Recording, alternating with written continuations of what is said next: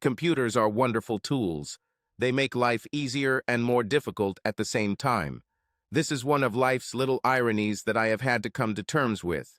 On the one hand, computers make it easier for me to keep track of bills, payroll, invoicing, client contact information, a whole host of things I need to do to keep my business thriving. Using computers helps me reduce costs because I don't need as many people in the office. On the other hand, when these computers break down or when some important file gets corrupted, things get damn complicated.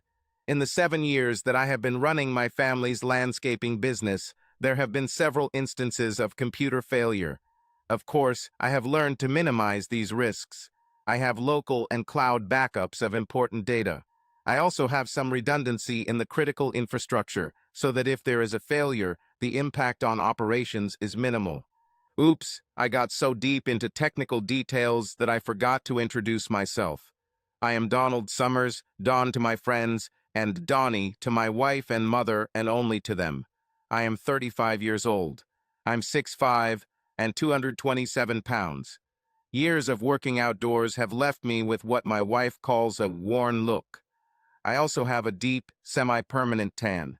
I have been married to the love of my life, Brittany Summers, for the past 13 years. Brittany works as a personal trainer at a local gym. She is also 35 years old, and unlike me, she has fair skin. She is also blonde with blue eyes, with a light touch of freckles on the bridge of her nose. Britt is 5 feet tall, very petite and athletic. With her fair skin, light freckles, and charming smile, Brittany looks like a little fairy. We have 2 children, our 9-year-old daughter, Danielle, and our 7-year-old son, Brian. The business, Summers Landscaping, was founded by my father. As a child, I helped my father in the office. My mother had a very difficult pregnancy with me, so they decided not to have any more children. As a result, I was very close to both of them, spending as much time with them as I could. I never doubted that one day, when my father was ready to retire, I would take over the business. As I got older, my father insisted that I work in the fields with the crews. He said it would teach me how a business really works better than working in an office. To my surprise, I discovered that I absolutely loved it. I was never afraid of physical labor, and I took to it like a duck to water. By the time I was in high school, I was managing work crews during the summer. When I finally took over the business 7 years ago, I expanded my client base and services. Now we have 12 different work teams and a huge list of landscaping, ornamental gardening, and snow removal services. With the increase in the number of work crews, my need to go out into the field has decreased, except during peak times.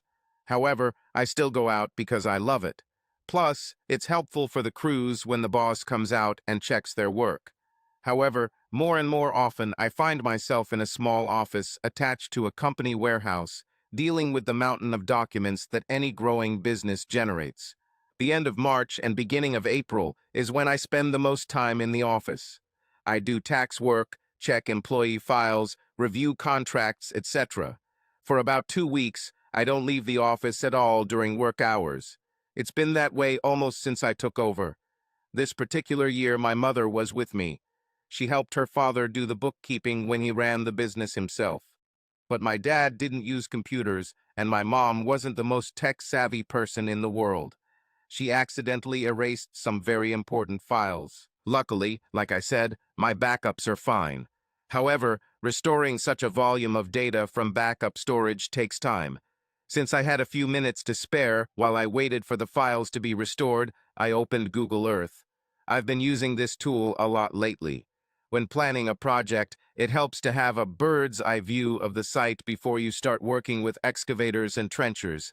And this way, I don't have to spend money on expensive aerial photography until it's time to impress the client at the final presentation. I spent a few minutes on this project, but in the end, I decided that I had done all I could without the client's input. My backups weren't fully loaded yet, so I decided to take a look at my house. I've been wanting to build a pool for a long time, and now that the kids are older, I thought it might be time to seriously consider the idea. That's when everything started to go to hell. When I clicked and enlarged the image of my house, I noticed something strange. There was a car in our driveway that I didn't recognize. I try to be as involved as possible in my family's life and know almost all of Brittany's friends. However, at first I didn't think much of it. The photos seemed to capture the winter season that had just passed. There was a light, patchy layer of snow on the house and lawn. Looking at the garage, I saw that the addition to it had been completed, which meant the photo couldn't be more than 4 months old. The car, unknown to me, was red, but that's all I could understand. I don't know much about cars and wouldn't know the make and model anyway. I looked at the file transfer progress bar and saw that it had barely moved. Well, at least I had something to do while I waited, I thought to myself. I returned to the G and looked at the satellite image of my house for a few more minutes. The angle of the sun gave no clue as to the time of day. I said, not fully aware that I had made the sound. Then I clicked on the Street View tab. I knew in advance that this probably wouldn't help. It is very unlikely that the street mode image was taken on the same day and time as the image above. However, I had time and was curious, so I made that fateful little mouse click. The street view was done later. It was sunny, and the dogwood tree I had planted in our front yard was just beginning to bloom. The car that caught my attention wasn't visible, but my wife, Brittany, was. She was very visible standing in the front door of our house with a man who was not me hugging her and kissing him. One of her hands was visible too, squeezing one of his buttocks. My temper immediately boiled over. My wife is my wife, kissed and touched another man. I forced myself to calm down. Before doing anything else, I printed out several copies of the image. I wanted to have a paper copy. Then I took a closer look at the man in the photograph. The camera angle didn't give me a good view of his face. However, he looked vaguely familiar. With great effort, I suppressed my anger. It will have its time, but first I had to figure out what exactly was going on. What was happening in this photo was clearly unacceptable, and no matter what else might have happened, we had to talk about it. As painful and unbearable as it was, I had to find out what else was going on. But how? I've read a lot of the same stories as you probably have, where the husband installs cameras throughout the house. Sometimes he installs simple recording devices. Sometimes he hires a private detective. These were all options, of course. I'm tech-savvy enough to install cameras. This is not quantum physics. Installation of recording devices is also easy. Hiring a private investigator is also easy, although the cost can be high. In addition, in my work, I do not have fixed working hours. If I wanted to keep an eye on her or do surprise house checks, I could do it with minimal impact on the business. I also needed to think about the end goal. Wait, I thought, shaking my head. Before there is an end goal, I need to know what's really going on. Let's figure this out first, and then we'll think about what to do about it.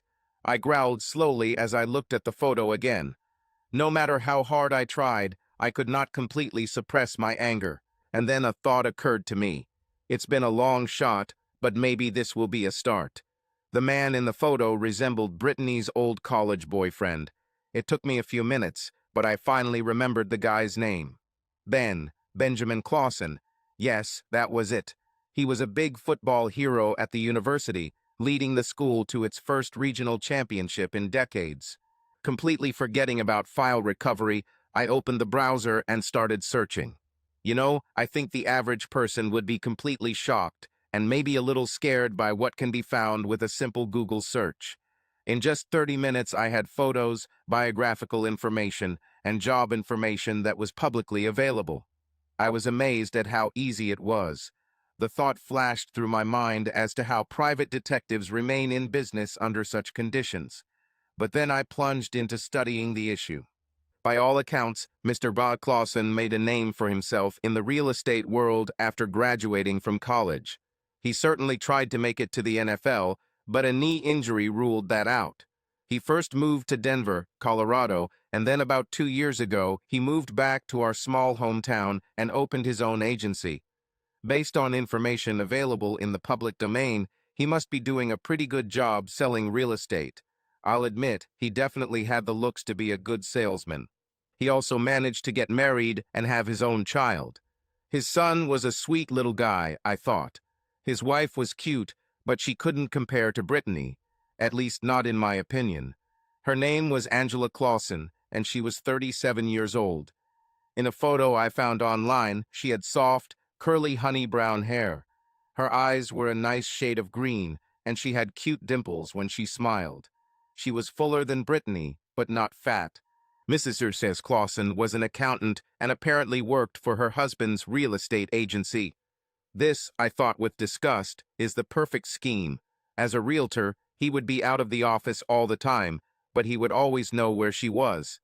This would make it easier to find time for extramarital affairs, and besides, the chance that she would catch him at the crime scene was minimal. And then I had an insidious idea. I looked at my watch. 10:33 a.m. I looked up Benny's real estate number in a local online directory and made a call. "Good morning, you have called Clausen Real Estate, your local partner for all real estate matters. How can I direct your call?" A pleasant female voice sounded. "Good morning, please connect me to Mr. Ben Clausen," I asked. "I'm very sorry," the voice replied. "Mr. Benny Clausen is now showing the property. I expect him to return in an hour and a half maximum. Would you like to leave your contact information and I will ask him to call you back?" "No, thanks," I replied. "I guess I'll just try calling later. Goodbye." I pressed the end call button and put the phone in my vest pocket. I made another attempt to think it over. I didn't know for sure that there was something like an affair going on between this guy and my wife. However, it was established as a fact that Britt was clearly doing something inappropriate with another man. The man in the Google Earth photo looked a lot like Ben Clausen, and the fact that he was her ex-boyfriend was highly suspicious. I was overcome by an irresistible desire to act, to do something. It may not have been the best idea I've ever had, but I decided to take the initiative into my own hands. I grabbed a copy of the printed photo and headed to my truck, locking the office behind me.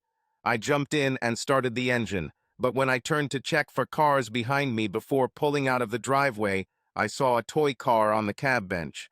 My son must have left it the last time he rode with me. Despite my anger, I stopped. No matter what happened, my actions would affect more than just me and Brittany. There were two more precious, innocent little lives to take care of. Lives that, as a loving father, I was obligated to protect, no matter what. Anger battled with my mind for several agonizing minutes before I finally released the brakes and pulled out onto the street. I went to the address listed on Benny's website.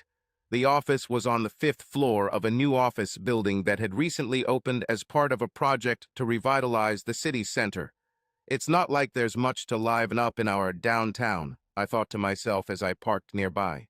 I waved to the foreman of one of my work crews as I walked toward the main entrance. It was ironic that my company was awarded the contract to improve the area around this building, I thought. I noticed the surprise on the foreman's face when I entered the building instead of going up to talk to him. But I was on a mission. At the moment, I had a completely different task in my head. I got a few strange looks as I walked through the atrium to the elevators, but I got used to it.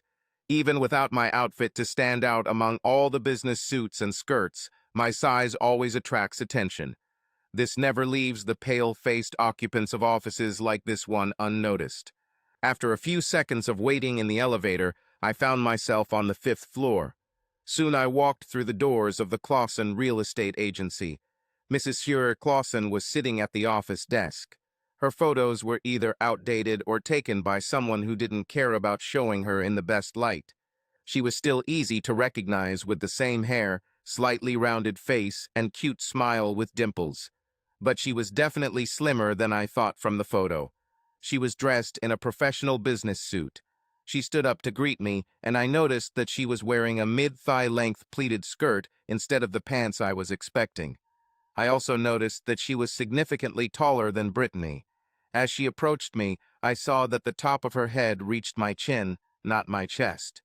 "Hello," she said, kindly extending her hand. "I'm Angela. How can I help you today?" I returned her handshake, noting that she had a strong, professional grip, and she didn't hesitate to make eye contact. Clearly, this was a professional businesswoman well accustomed to meeting potential clients. My first impressions were favorable. Perhaps we could help each other. "Hello, I'm Donald Summers," I said. "Nice to meet you, Mr. Surtees Summers. How can I help you?" "Mrs. Clausen," I began formally, "I have a photograph that I would like you to look at and then answer a few questions." I picked up the manila envelope in which I placed the photo. Angela's eyes narrowed as she caught my tone and expression. "I assume you're not going to talk about buying a house?" she said dryly. It wasn't a question, but I still shook my head no. She thought for a while, then her face again acquired a professional, businesslike expression. "Please follow me," she said simply. She led me to a door at the back of the room. As she passed through, she stopped to look into the next door. "Chris, can you watch the front desk, please?" "Of course, Angie," a deep voice said from the room.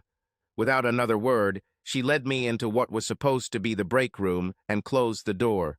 She sat comfortably at the table and motioned for me to join her. Her facial expression said she was waiting for me to get down to business. I opened the envelope, pulled out a photograph, and handed it to her. "The woman in this photo is my wife, Brittany," I said. "I know she dated Ben Clausen in college. I want to know your opinion. Do you think this man is your husband?" Angela picked up the photo as if it were a dirty diaper, reluctantly, but with the appearance that it must be done. She looked at her for several minutes, and her expression changed from curiosity to a kind of sad melancholy and then to anger. After about 5 or 6 minutes, she returned the photo to me. "Yes," she said, "I'm almost sure. When was this filmed?" "I don't know for sure," I said. "I found this on Google Earth Street View. They are standing on the threshold of my house, but it cannot be older than 3 months." "How do you know this?" she asked. I pointed to Brittany's ear. "I gave her these earrings for Christmas," I said simply. Her eyes met mine, and I noticed a hint of sympathy in them. Then she looked out the window for several minutes. Finally, she turned to me again. "I'm as sure as I can be that it's my husband in the photo," she said heavily. "I recognize the clothes and his face, and the fact that they met before is highly suspicious. Have you talked to your wife about this?" "No, I just found it this morning," I said. "Besides, according to her schedule, she should be at work right now." "But she's at work?" she asked. I stared at her for a moment and then sighed. I quietly pulled out my phone and dialed Brittany's number. I didn't expect her to respond during business hours, and she didn't. Then I called the gym. I recognized the voice of the person who answered. It was Mandy Thomas. She was also a coach there and our friend. "Hello, Dawn," she said happily, recognizing my voice. "What's wrong?" "Hi, Mandy. Look, I really need to talk to Britt. Can you call her, please?" There was silence in response. Mandy was so quiet that I could hear the fast music from the gym, as well as the sound of the weights and machines. "Mandy, are you still here?" I asked.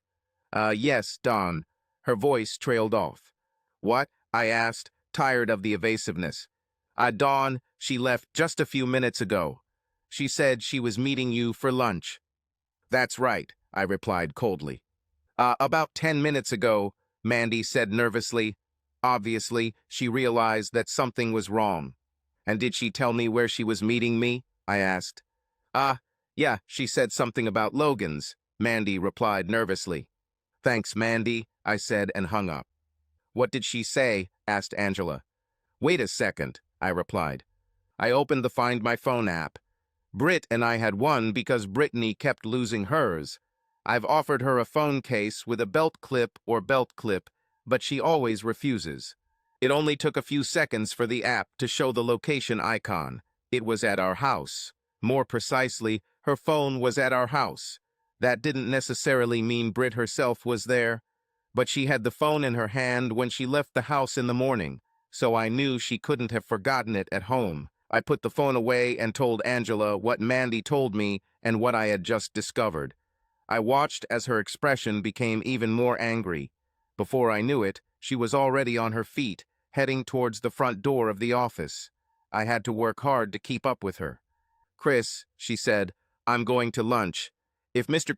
Clausen returns before me, call me immediately. Understood?" "Yes, ma'am," answered the surprised employee. Angela looked at me as we entered the elevator, her eyes blazing with anger. "You better drive in this mood," she said, furiously pressing the first floor button. "There must be a very good reason for this photo. I already forgave him once." "Has he cheated on you before?" I asked in surprise. Then I realized that this was not worth asking the person I had just met. "Sorry, it was." "Don't worry," she said with a half smile. "And yes, he's done this before in Colorado. In fact, part of the reason we moved here to Indiana was to get a fresh start. I forgave the bastard because of little Robbie." Her eyes softened and lost their sharpness when she mentioned her son. Then they lost their softness again. "But Robbie isn't so little anymore, and I'm not in the mood to forgive today." The first few minutes of the car ride were silent. Finally, Angela's curiosity got the better of her. "I'm a little surprised that your wife was brave enough to bring my husband to your home," she said. "It's a risk," I replied, "but the risk is minimal. She knows that at this time of year, I usually don't leave the office because of all the things that need to be done. I'm a creature of habit, like most people, and she knows me well. Hell, even if I went out, I would call her and tell her that it gives her enough time to get her lover out of the house." My voice was filled with bitterness, and I knew it. I gave Angela an apologetic look to let her know I didn't blame her. I'm so trusting and predictable that she could have been cheating on me for years, and I would never have known. Angela was silent for several minutes as I drove the car as quickly as possible towards my house. When she spoke, I again heard sympathy in her voice. "There are almost always signs when a spouse is cheating," she said quietly. "Yes, I know there is," I replied, "but I didn't notice any. Our, intimate relationship didn't suddenly stop or anything. She did not behave any differently towards me or the children, at least as far as I could tell. She doesn't have nights out with her friends." "Ben didn't have the classic signs either," she replied. "Not before, and not recently. I just mentioned it because, well..." Her voice faded, and she looked out the window. I shrugged, helpless, concentrating on the traffic. As I turned onto my street, I noticed that red car in the driveway. I was so focused on this discovery that Angela's voice startled me a little. "This is Ben's car," she said. There was still a lot of anger in her tone, but there was also an undeniable note of sadness. Well, that was understandable. If I find what I expect to find in my home, it will complete my marriage, and I think the same will happen to Angela's marriage. I parked my car on the street in front of my neighbor's house. I glanced at Angela, then walked out and headed to the gate into the yard. Angela followed me silently, although I noticed that she had taken a rather expensive-looking digital camera out of her bag. I had an even better one on my desk in the office, but naturally, I didn't even think about taking it. Damn it! I quietly opened the gate, and we crept into the yard. A few minutes later, we found ourselves at the back door. I opened it and let us both into the house, quietly closing it behind me. I stopped, listening carefully. I heard my wife's voice, and there was no doubt about what she was doing. Her moans and quiet cries of pleasure were undeniable. I won't lie, underneath my shell of anger, I felt my heart break when I heard Brittany's voice. I motioned for Angela to follow me. Her expression was a little strange, but I didn't pay attention to her anymore. I was too focused on Brittany's voice. The sound seemed to come from the living room. Sure enough, when I cautiously peered from the kitchen into the living room, there she was. Brittany. She lay on the sofa and moaned like an easily accessible woman. Between her thighs, the young blonde was giving her pleasure. Wait a second, what? Woman? Confused, I stopped and looked around. And then I saw Benny. He stood at the opposite wall, filmed the action on a tablet, and satisfied himself. Next to me, Angela also started filming with her camera. It broke my stupor. I entered the room and anger began to overwhelm me. I tried to keep it under control, but I felt like I was quickly losing this battle. Angela's hand shot out like lightning and grabbed my arm. I turned to her, irritated by the interruption, but she shook her head and tried to pull me back. Well, I thought, the damage to my marriage has already been done and documented. I think I can wait another second or two before I start breaking things. I retreated reluctantly, feeling my stomach churn at what I was seeing. After a few moments of watching the strange blonde caress my wife, Benny got in on the action too. My anger was already on the verge of explosion. Angela couldn't stop me. Ben Clausen was at least 6 feet 2 inches tall and weighed at least 190 pounds. He was in good shape, but couldn't match my size or strength. Something, perhaps a creaking floorboard, or perhaps just a sixth sense, warned the stranger of my approach. She turned to me and opened her eyes wide in shock. She didn't make a sound, but at that moment it didn't matter. I was too close for anyone to escape or try to resist. I walked past her without hitting her as I wanted. She'll get what she gets for touching a married woman, but first I wanted to deal with Benny. I grabbed him by the hair and pulled him back sharply, throwing him to the floor. "Ah!" he screamed in pain, trying to escape from my iron grip. "Ah!" Brittany screamed, surprised, her eyes widening. "Ah!" the stranger screamed, her eyes wide with fear. "Shut up, everyone," I snapped, slamming Benny's head against the edge of the couch for added effect. The pads made the blow more of an insult than an injury, but they had the desired effect. The stranger braced herself as if she was about to jump and run away. Without letting go of Benny's hair, I looked at her. I can only imagine the look on my face as I growled at her like a mad dog. "Don't even think about running away, you dirty bitch. If you run away before I give my permission, I will break you in half for touching my wife." I turned back to Ben when he finally figured out how to free himself. Instead of trying to escape, he guided his head into my hand, which allowed him to stand up. He hit me hard in the stomach. The pain only made me angrier. I responded by placing a heavy boot with a metal toe on his foot. He fell to his knees again and remained there. I took a moment to catch my breath. I looked at the other woman and realized that I actually knew her. I've just never seen her naked. It was Jamie Keller. She lived with her parents in the last house on our block. She was studying to be a nurse or something in the health field. Brittany and I paid her to babysit when our parents couldn't. "Jamie," I said, hardly believing my eyes. The girl nodded her head, pathetically trying to cover her nakedness with her hands. Why are you?" The words didn't come. "Sorry," she said very quietly. "How long have you been sleeping with my wife?" I growled. "This is only the second time, I swear. Shouldn't have happened the first time, you dirty bitch," I said, still furious. For me, cheating is cheating. It makes no difference whether Brittany had an affair with another man or woman. If she had sex with anyone other than me, it was cheating. I picked up the tablet that had fallen from Ben's hands when I interrupted what he was doing with Brittany and Jamie. I held it where she could see. "I have a video of you doing very dirty things. Get out of my house and never come back. If I find out that you've been in contact with my wife again, it doesn't matter if you just bumped into her at the mall. I'll post this on every adult site on the internet. I'll send links to your parents, grandparents, and anyone else. I'll tweet this to the world. I will do everything in my power to completely destroy your reputation so that you won't even be able to get a job as a toilet cleaner. Do you understand me?" She looked at me in horror as I shook the tablet in front of her face. "Yes," she whispered, scared to death. I understood. "Fine," I barked. "I'm done with you. Get out of here, you dirty bitch." She gathered her clothes and tried to get dressed, but I stopped her. "Oh no," I said angrily. "Get out the front door just the way you are, naked like a dirty bitch. When you're completely out, you can get dressed, but not before I see you take that shameful step. Move." I picked up the tablet and filmed her gathering her things and following my command. She awkwardly walked to the front door and left. I recorded her through the large windows as she quickly got dressed and then ran to her parents' house. Luckily for her, almost everyone in the area was at work. The likelihood that someone saw her was minimal. Ben whined quietly, and I turned my attention back to him. He was still lying at the foot of the sofa, and I noticed that his left foot was already beginning to swell. It seemed to hurt, poor thing.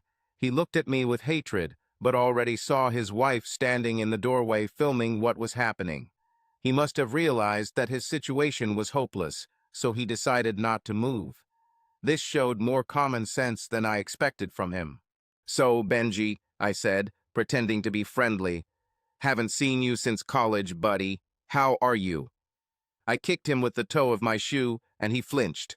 "Don't, he's hurt, Dawn," Angela intervened.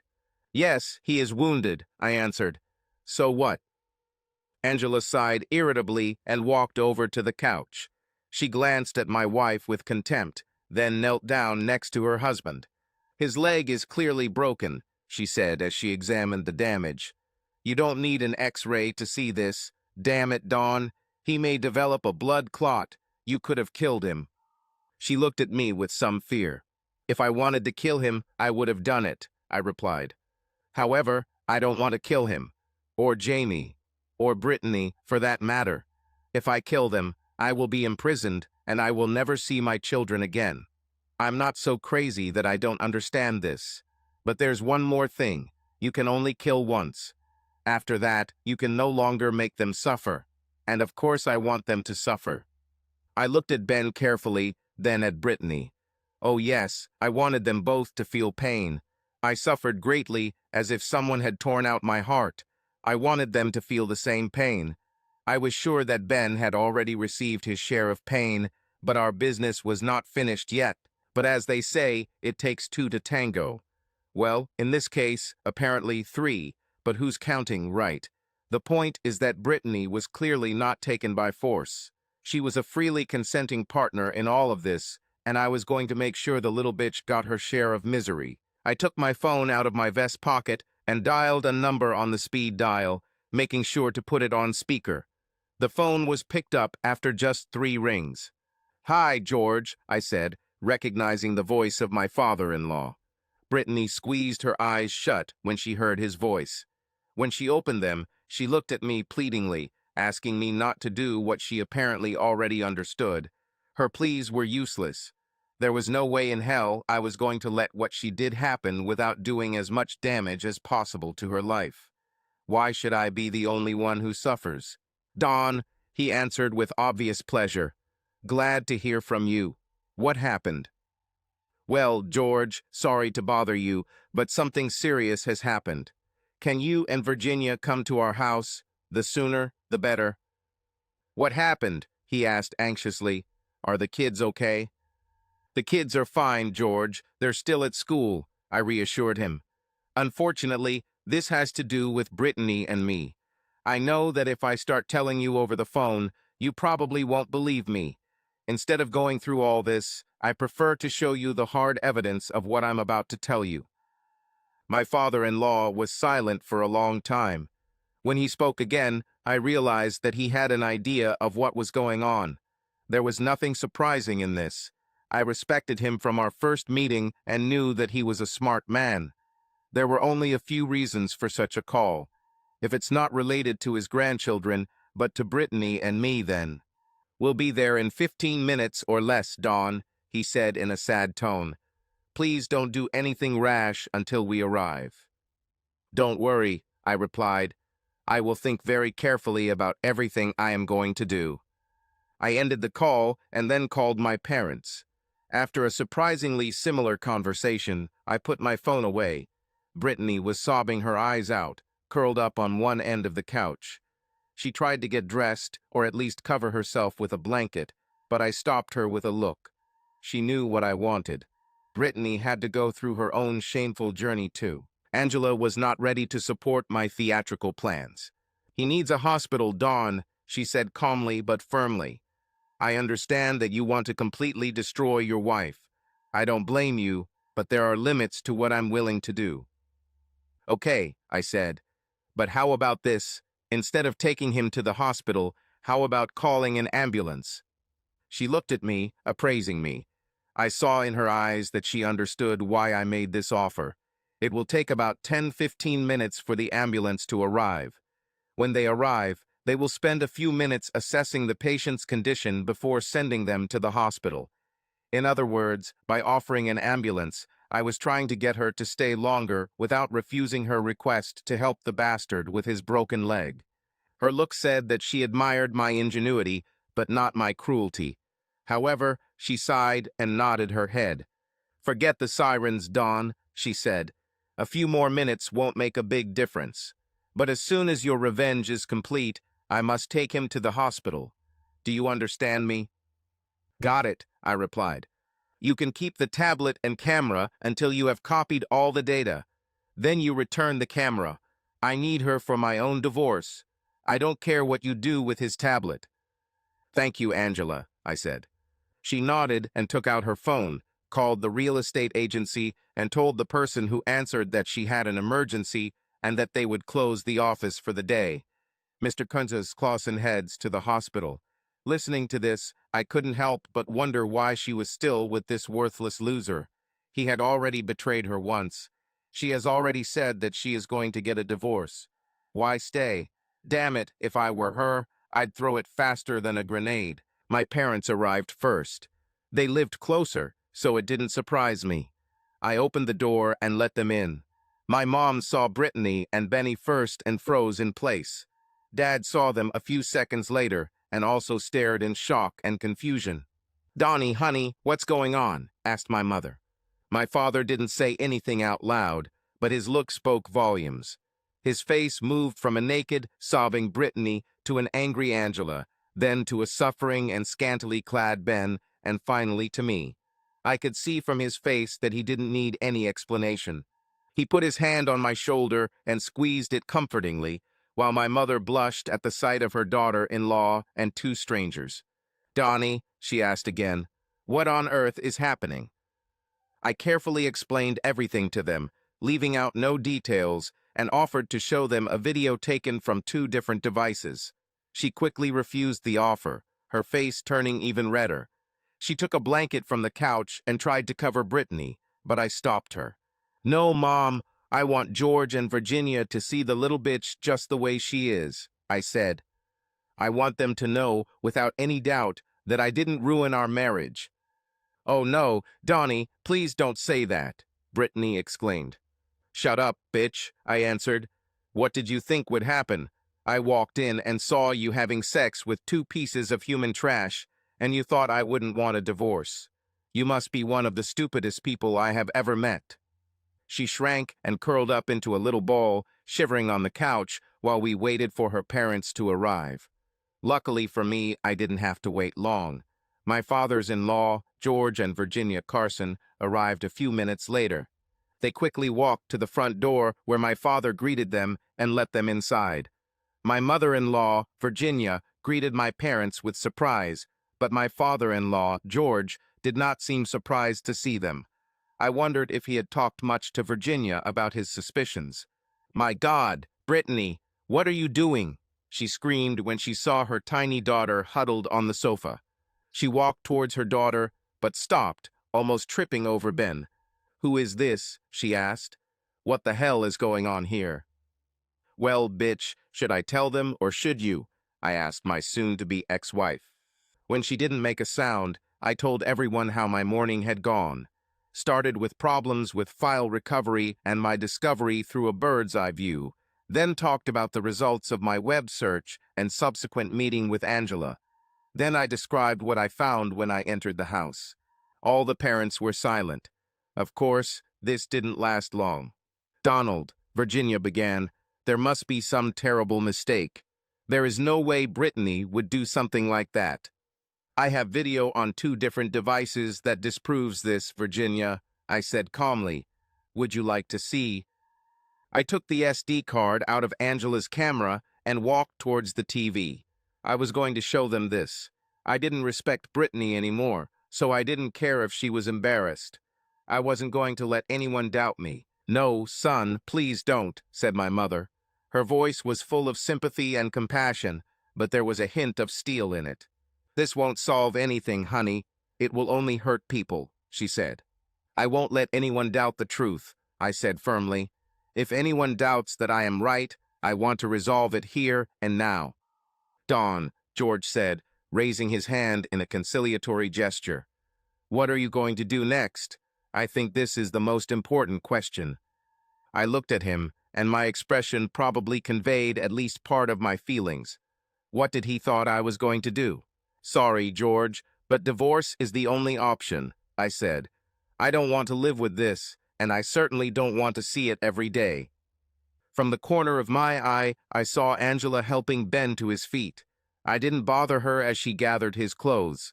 I also, with great effort, did not laugh when she made him limp to the car parked in our driveway wearing only his socks. It was fair to make him go through a man's path of shame, I thought. George Carson's face hardened when he heard me call his daughter it, but he decided not to make an issue of it for now. First, I began, I want custody of the children. I will give Brittany free visits, but they will live with me. This is not discussed. Wait a minute, Donald. I know you're hurt and angry, but this is not a discussion, I interrupted Virginia's objection. I hold all the cards. I'll get what I demand, or Brittany will be the last amateur adult film star to hit the internet. Do we all understand each other? I turned away from them and looked at Brittany. More importantly, do you understand, bitch? I told her. She looked at me, her anger finally beginning to replace her humiliation and shame. Don't call me that again, she screamed. I don't. You are a bitch, I shouted back. You're nothing but a dirty trash can, and I'll be damned if I allow you to raise our daughter to be like you. Well, as you can imagine, things devolved into a shouting match at this point. I wasn't ready to give an inch, and neither Brittany nor my in-laws were ready to give. We spent 2 hours yelling at each other, but then I remembered it was almost time for the school bus to return. I looked with hateful eyes at the woman I once loved more than anything in the world.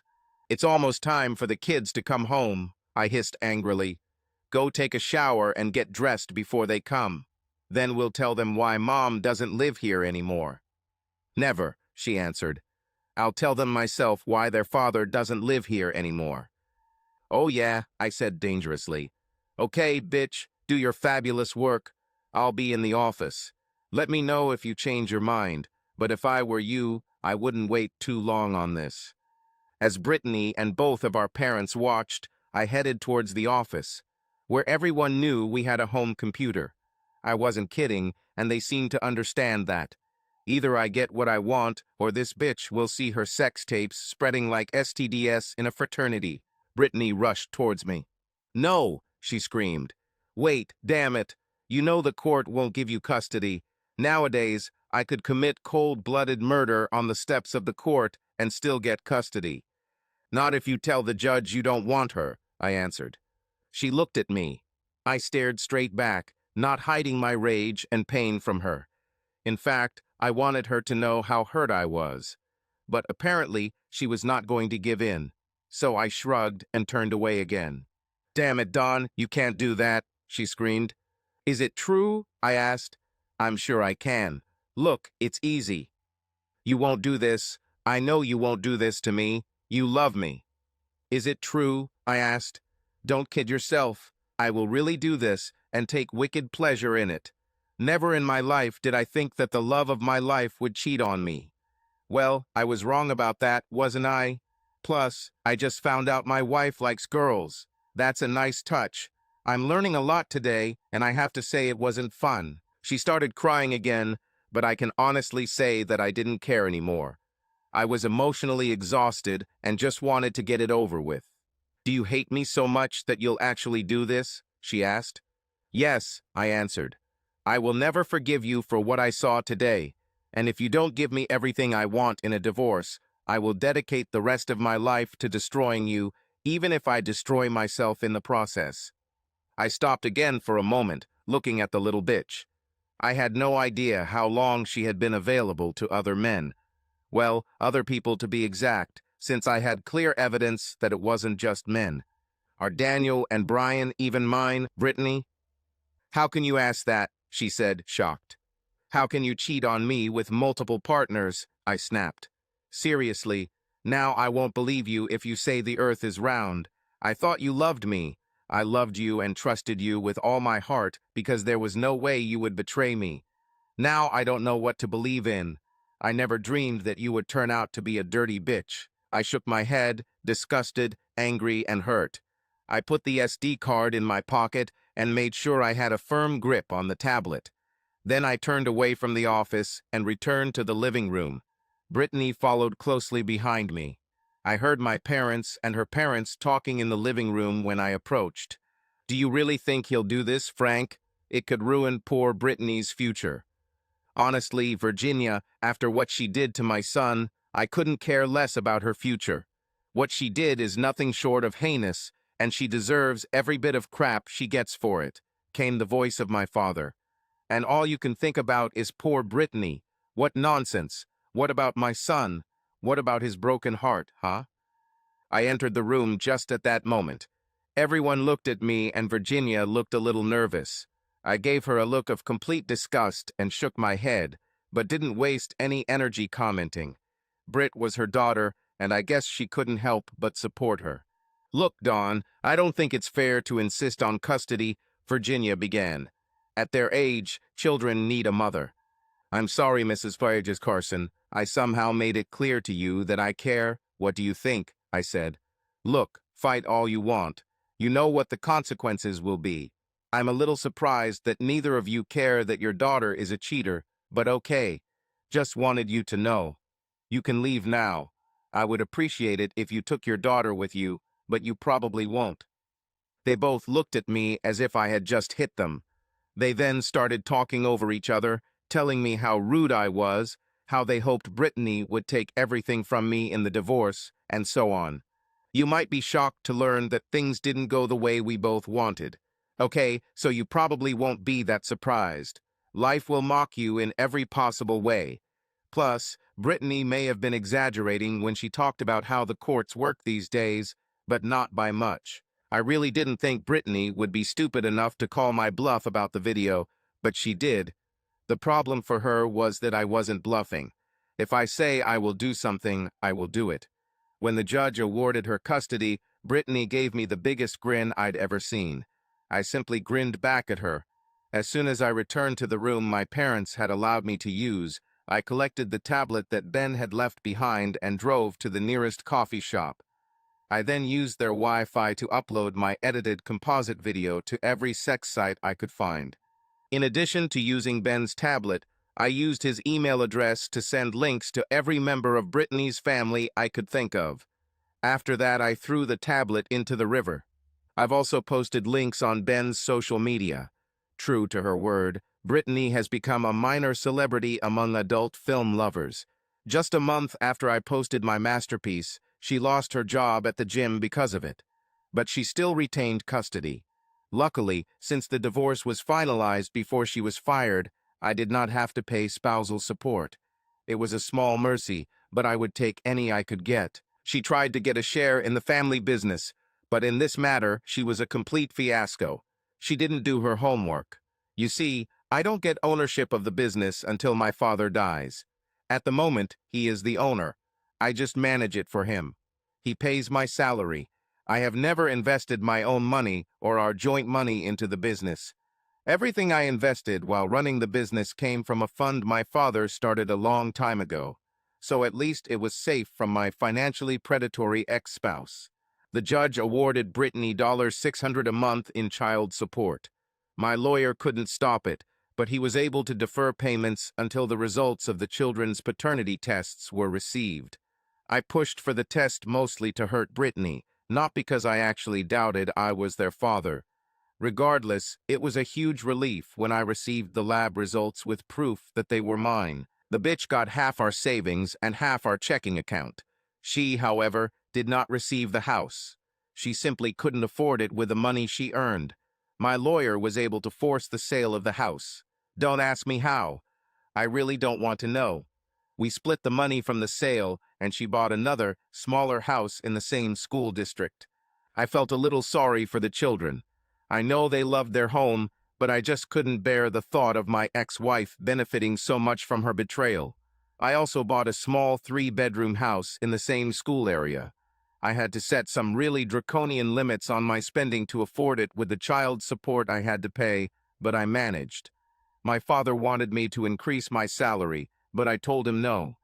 If I did that, the courts would just increase the amount of child support, so it wouldn't help me. Daniel and Brian at least seemed happy with my new home, But they didn't like that their mother and I were no longer together. I tried my best to occupy their little minds with other things. We often went to the park and rode our bikes on the trails or went hiking.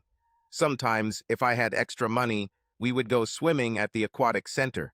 We had a lot of fun together. On a personal level, I was lonely. Brittany was a wonderful lover, and we had a rich and frequent sex life. Once the divorce was finalized, I started dating again. I did nothing wrong and saw no reason why I should remain without someone special in my life. I had no problems attracting female attention, so getting dates was easy. The sex was usually good, but I just couldn't connect with anyone. Don't get me wrong, there's nothing wrong with calling a friend for sex, but it gets old quickly. I wanted more than just this. I wanted a relationship again. Children sometimes told me about their mother. I knew why they did it, and it didn't make me angry. They still didn't know why we broke up, and I hoped it would stay that way. By telling me about their mother, they tried to interest me. They weren't used to two separate households, and they didn't like it. I don't blame them, but I asked them to stop several times. I no longer loved or cared for their mother, and nothing they said would ever bring us back together. About 6 months after the divorce, I ran into Mandy Thomas, one of the personal trainers at the gym where Brittany used to work. I was at the grocery store restocking. The week that just passed was my week with the kids, and they almost completely emptied the cupboards. "Hello, stranger," her cheerful voice rang out. "Oh, hi, Mandy," I said. "How are you?" "Not bad, thank you. But more importantly, how are you?" I shrugged and smiled. "I'm fine, I think. Work and go home, work and go home. Mostly, I'm looking forward to my weeks with the kids. They're raring to go for Christmas, even though Halloween isn't even here yet." She laughed along with me, and I couldn't help but admire her toned figure, bright green eyes, and shining red hair. I was a little surprised that she also looked at me as I looked at her. Last I heard, Mandy had a boyfriend, but maybe she was single now. Her next words confirmed that she was thinking similar things. "So are you seeing someone now, Don?"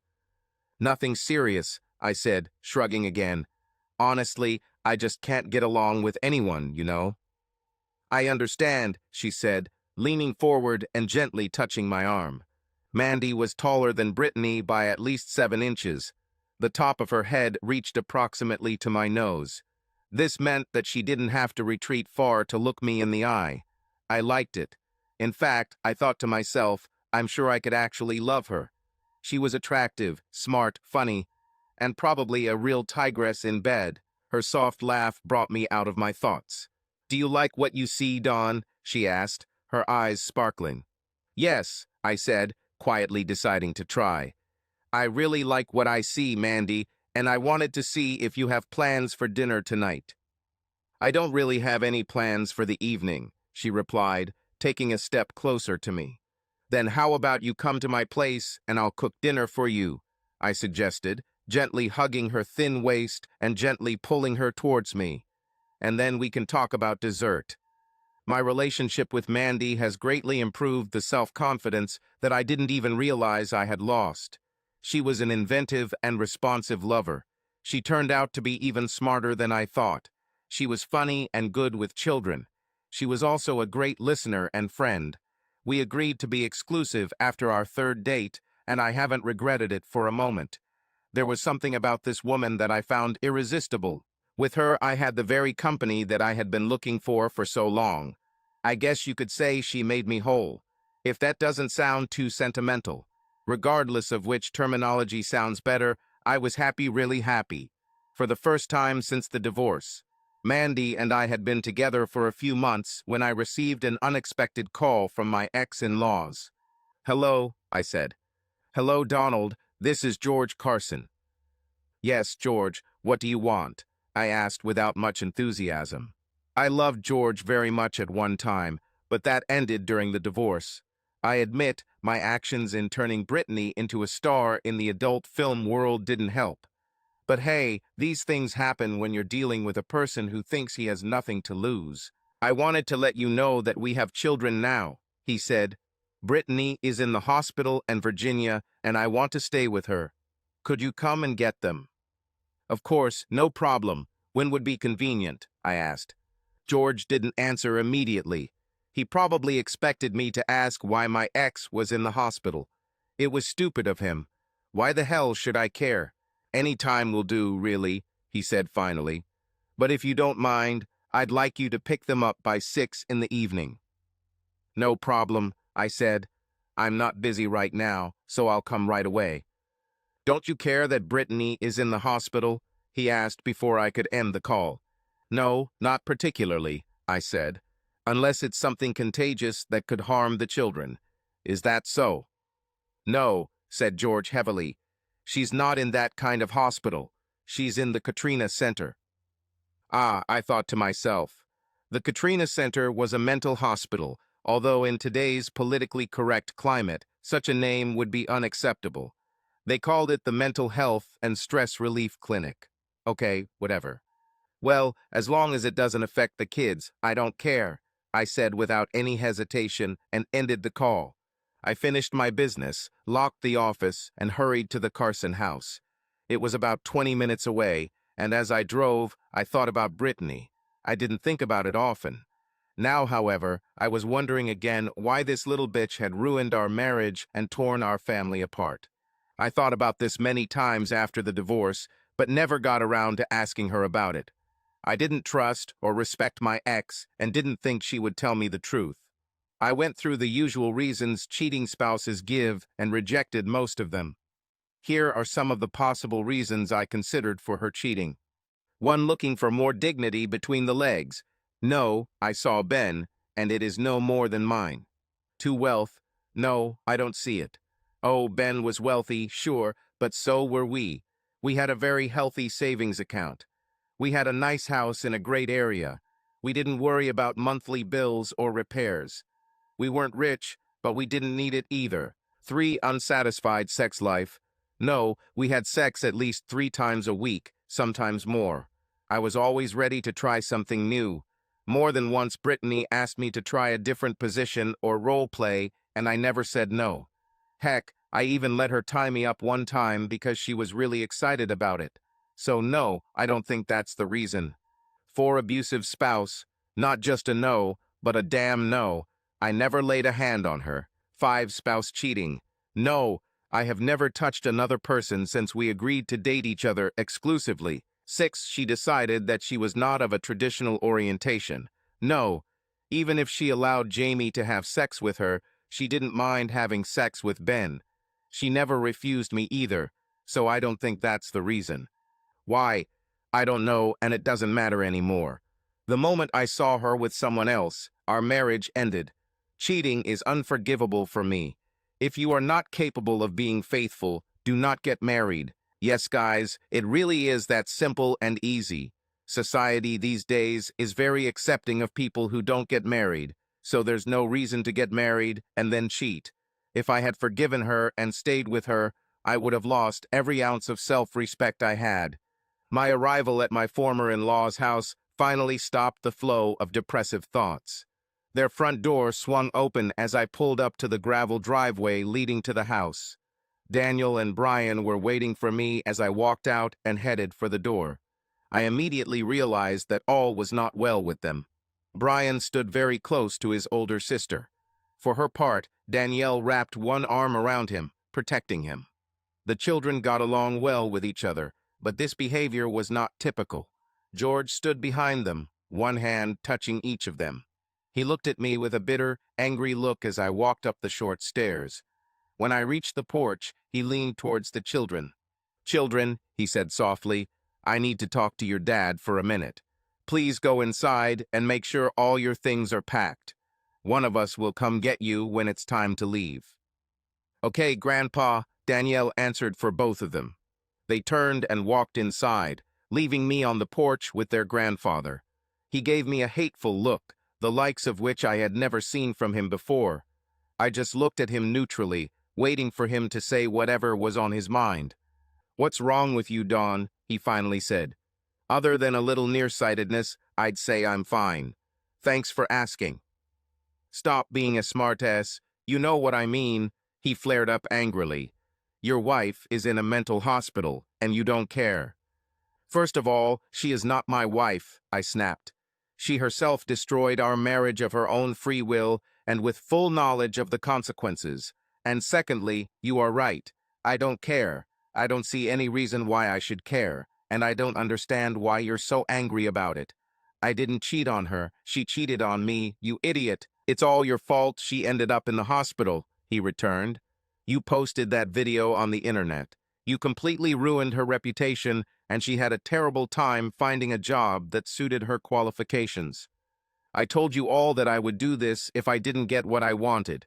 She was warned in advance, but she decided to fight me anyway. She reaped the fruits of her actions. And by the way, if she doesn't earn what she's worth, she should talk to my pimp about this, I said coldly. Or does she freelance? You bastard, he shouted, grabbing me by the vest. I grabbed his wrist and easily removed his hand from my clothes. I did my best to be gentle. I didn't want to hurt him, but no one has the right to touch me, that's all. Think very carefully before you try to use force on me, George, I said quietly and calmly. I know you love Brittany, but the truth is that everything that happened to her was her fault. You can blame me for everything you want, but even you should understand the truth. Besides, if it was you, wouldn't you do the same thing as me? I held his wrist tightly until he finally relaxed his hand. I let go of him and carefully stepped back. He looked more defeated than anything else, but I wanted to make sure he didn't try to hit me. I don't know, maybe I will, he said. I guess it's easier to be mad at you than to admit that my daughter. He fell silent and shook his head in furious denial. After a few moments of collecting his thoughts, he looked at me again and took a deep breath. Will you at least let me tell you what's going on? He asked. Okay, go ahead, I said, annoyed. If George noticed my tone, he decided not to mention it. Brittany tried to kill herself, he said bluntly. Do the children know what she did? I asked. Yes, he said, closing his eyes in pain. Danielle found her mother unconscious on the bed and called 911. Brittany appeared to have deliberately taken an entire bottle of sleeping pills. When she didn't come out of her room when the kids came home, Danielle went to check on her. He sighed heavily and rubbed his eyes with his hands. His shoulders shook slightly, and I felt a little pity for him. He was not responsible for what his daughter did to me. I felt terrible for my children, however. I honestly can't imagine how Danielle felt when she found her mother in that state. I was also proud of my little girl for not losing her head in a crisis and doing the right thing. I made a mental note to tell her about it. How are they coping with what happened? I asked George. Daniel and Brian are both very upset, but I think it was especially hard for Brian, George replied. Danielle didn't leave his side all night. I nodded my head slowly. Thanks for telling me. I'll keep a close eye on them, I said. I watched them really closely over the next few days. I spoke to both of them about what happened to their mother. After several weeks of treatment, Brittany was discharged. She was declared cured, I think, but I didn't believe it. I'm not a psychologist or a psychiatrist, but I don't understand how just talking to a professional and maybe taking pills can solve problems so serious that she thought suicide would solve them. She insisted that we return to the previous agreement on the general upbringing of the children, which we had observed all this time. I asked my kids what they thought of this idea. Danielle clearly had her doubts, but Brian was full of enthusiasm, almost jumping with desire to spend time with his mother. Unless you want to go through a long and grueling legal battle again, you're going to have to give her what she asks for, Mandy said when I told her how I felt. You can try to convince the judge that you're right. After all, attempting suicide is pretty strong evidence of an unfit parent. Mandy's voice was calm, but her eyes told a different story. From the way they peered at me, it was clear how she felt about this. My own feelings were mixed. I was still furious with Brittany. I couldn't bear the thought of giving her access to the children again. But Brian at least made his desire clear. He wanted to spend time with both his mother and me. Daniel, I knew, would go with his brother to keep an eye on him. I'm not going to try to keep Brittany from seeing the kids, I finally said. Mandy's gaze softened. No, I didn't think you were like that. she said. But on the other hand, I don't want the children to go through the trauma of their mother trying to commit suicide again, I said. I don't know what happened to her to turn her into such a selfish, irresponsible bitch, but there's no denying that it happened. Mandy sat back on the couch next to me, thoughtful. Then she sighed quietly. Should we talk about something more pleasant than her? I suggested, affectionately stroking her hand. Mandy smiled and kissed me lightly. I'm always ready to talk about something pleasant, she said. What did you mean? Here it is, the moment of truth. Over the past few months, I have become closer to Mandy. She was everything I wanted in a woman. She spent most nights at home with me, sharing my life, even during my weeks with the children. Finally, I decided it was time to propose. This was only the second time in my life I'd done this, and I was nervous as hell as I pulled the ring box out of my pocket. I thought we could talk about our future, I said. Mandy, I love you, and so do the kids. I love being with you, and I hate being without you. Mandy. I opened the box with the ring and handed it to her. Will you marry me? Her eyes became huge as she looked into the ring box. I told the children about my intentions. Not only did they approve, but they also helped me choose this ring. Mandy's eyes lifted from the box to look at me, and her gaze was sad. This was not what I expected. She reached out and gently closed the lid of the box. Dawn, this is a very beautiful ring, and I'm touched. I really like you, but marriage? Really? Mandy shook her head softly. Dawn, dear, you are a wonderful lover, and from what I have seen, you are a wonderful father to your children. You are a good man, and you have treated me like a princess since we have been together. You will be good. Husband, but not for me. I leaned back on the sofa. I don't understand. If I'm a really good person and all, why don't you want to marry me? I asked. I thought we got along so well together. We could be really happy and build a wonderful life. But Mandy shook her head, her eyes sad. She gently reached out and stroked my face, brushing away a tear I hadn't even noticed. Dawn, honey, it's not just about you, Mandy said softly. Part of the problem is me. I'm not sure I even want to get married, but if I ever do, it won't be to a man who already has kids and an ex he has to deal with regularly. We've spent a lot of fun times together, Dawn, and I don't regret a second of our time together. But... She paused, looking at the floor, and then looked back into my eyes. Dawn, I thought it was just fun. I offered to be exclusive with you because I hate condoms, and I don't want to get an STD. It's not because I wanted to get married. I'm not sure, but I think the crushed remains of my heart are stuck in my diaphragm. This must have been the reason why I lost my breath, but I didn't make a sound. She's already started tearing my feelings apart, so I might as well let her finish the job. Looking back, I can see why you might think exclusivity meant more than just a good time. I'm sorry, I really didn't mean to deceive you. In fact, it never occurred to me that you might want to get married again given what happened to you, she said. I understand, I said quietly. I removed my hand and looked at the ring box still in my palm. Sighing, he shrugged and casually tossed it over his shoulder, not caring where it landed. Thank you for being honest with me, Mandy, I said. I'm sorry for bothering you with my problems. Please forget I said anything about it. I already knew that there was no point in apologizing. Mandy had already picked up her coat and purse. Realizing what would happen next, I stood up and met her at the door. I opened it and watched her come out. She stopped on the threshold for a moment and looked into my eyes. She seemed to want to say something, but didn't. We exchanged glances for a moment before I leaned in to kiss her goodbye one last time. She turned her head away and my kiss fell on her cheek. Wow, I thought, I'm not even worth a goodbye kiss. I realized that there was no more hope for us, so I closed and locked the door behind her. The weeks after Mandy left my life were difficult. I've been dumped before, but somehow with Mandy it hurt more than most of the previous times. Maybe because she was the first woman I connected with emotionally, not just physically. At first, the children asked me why Mandy left our lives. They asked why she said no, why she didn't want to see us anymore. I said it's not about them, it's about me. Danielle, who had just turned 10, was very perceptive for her age. I think, judging by the look in her eyes, she might have guessed more than I was willing to say. If so, she was kind enough to let me get away with my version. As time went on, my son Brian mentioned his mother at every opportunity when it was my turn with them. Of my two children, Brian missed our old family life the most. I wasn't surprised that he was trying to get mom and dad back together. I think to a certain extent this was expected. All I could do was continue living my life. Yes, there were dates, and yes, some of them ended happily.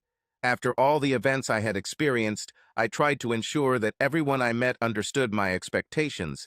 No misunderstandings. However, this was not a problem. None of the women I dated wanted anything permanent with a man in my circumstances. There were, of course, exceptions. I've dated a few single moms who might be interested in something more, until I talked about my crazy, suicidal ex. Then they usually found a reason not to go on a date again. Some of them did not want to subject their own child to such drama. Others didn't want it for themselves either. I guess I don't blame them, but it made life lonely. I still talk to Angela from time to time. She divorced Ben, but she didn't completely destroy him, so to speak. She didn't want to keep the huge house she shared with Ben. She said it was full of too many memories. Plus, she wanted a house that was a home and not a status symbol. So she and Ben sold the house, split the money, and each bought another house. She didn't want to sell her share of Ben's real estate business, so she didn't ask for the maximum alimony she could get. She also did not quit her office job, although she did everything possible to minimize contact with her ex. I admit she was stronger than me. There is no way in hell I would have volunteered to spend so much time with Brittany. However, she deserves my respect. Ben didn't get as much fame for his role in the homemade porn I posted. I don't know why, and, to be honest, I didn't care. This didn't seem to hurt his business, at least as far as I could see. Angela never brought it up in our conversations, and I certainly wasn't going to bring it up. I had other reasons for this. Angela never attacked me for posting that video. She predicted that I wouldn't get custody of the kids unless Brittany gave it to me. And of course, we all knew Brittany would never do this. Thus, the release of the video was inevitable. However, I was perceptive enough to notice how angry she was that I did this. She wanted me to use it as evidence in the divorce and was horrified when I said I would actually do it to him. I think part of her doubted that I would go all the way. In case anyone is wondering, no, Angela and I were never together. We're too different in so many ways to ever be happy together, and we're both mature enough to understand that. We are friends, and she has always been there when I needed someone to commiserate with. Her son, Robert, often visited my house, since he and Brian were in the same class at the same school and got along well with each other. During one of her visits to my house, Angela found a box with a ring. I never tried to look for her after Mandy left. It was nothing to me. It wasn't worth looking for. Oh, I know I could sell it and make some money. I just couldn't bring myself to do it. Angela found it under the edge of an old closet in the living room and brought it to me with a questioning look. I looked at the slightly dusty box lying on the coffee table and sighed. Angela's raised eyebrow was a silent hint that she wouldn't let the topic go until I explained, so I took a mental breath and told her about how I proposed to Mandy and what the results were. Angela listened in silence. When the pitiful story was told to the end, she shook her head sadly. "I'm sorry to hear that, Dawn," she said. Thanks," I said. "But you don't have to feel sorry for my failures. I'm just not good at choosing people when it comes to relationships. The truth is that the only woman on the planet who thought I was worth being with turned out to be a cheater. Funny, come to think of it." "Well, welcome to the club," she said with a grin. "Apparently, I'm no better at choosing men than you are at choosing women." We both exchanged short, bitter laughs. But she was lying a little, and we both knew it. She had a man with whom she dated exclusively. They were together for about a month. I don't know if she saw wedding bells in her future, but I've met this guy and would be very surprised if he didn't propose at some point. "Do you think the problem might be me?" I asked after a while. "I don't know, Dawn. she answered with the frankness I've come to expect from her. Perhaps you have unresolved issues that are preventing you from connecting with someone. I know that the fact that you never found out why your ex cheated bothers you. Honestly, I don't know why you never tried to find out, but that's your business. She looked at me appraisingly and frowned. Your appearance is definitely not the problem, she said, looking at me over appraisingly. I think I even blushed a little. Look, I'm no professional, but I think you need to talk to her, Brittany, I mean. Do you really think talking to my ex will help my love life? I asked doubtfully. Well, Dawn, at this point, what do you have to lose? She asked. Good question, I admitted. I guess it can't hurt. That Sunday, when I dropped the kids off at Brittany's house, I got out of the car with them instead of just dropping them off. My son and daughter looked at me in surprise. I've never gotten out of the car at their mother's house before. Brian looked worried and Danielle looked worried. I need to talk to your mother for a minute, I told them both firmly. I'm not going back to her, and I'm not going to make a scene. Okay, kids? They nodded silently as I decisively walked to the door and knocked. I knocked twice more before Brittany finally opened the door. She still amazed me with her appearance. She was as beautiful as ever, even in her cafe uniform where she worked as the day shift manager. Her blonde hair has grown a little longer. They were wavy and probably as soft and silky as ever. I didn't dare touch to be sure. She was still an adorable, pixie-like sex bomb. Why do you knock, children, when you know that I leave the door unlocked for you? She stopped when she saw me standing there, her eyes widening in surprise. Then they narrowed in anger. What do you want? She asked, barely polite. I want to talk to you for a minute, please, I said. About what? She demanded. I silently looked at our two children, who were still standing on the porch, watching us with wide eyes and a mixture of fear and surprise. She didn't seem to get the hint, so I explained it to her directly. Can we discuss this in private? Okay, she hissed. Get in the house, you two. Now, she began as soon as they entered the house and closed the door. What does the great and powerful Donald need to discuss with this poor sinner? It must be something desperately important. I want to know why you cheated on me, I said simply. What? She asked, surprised. I said, I want to know why.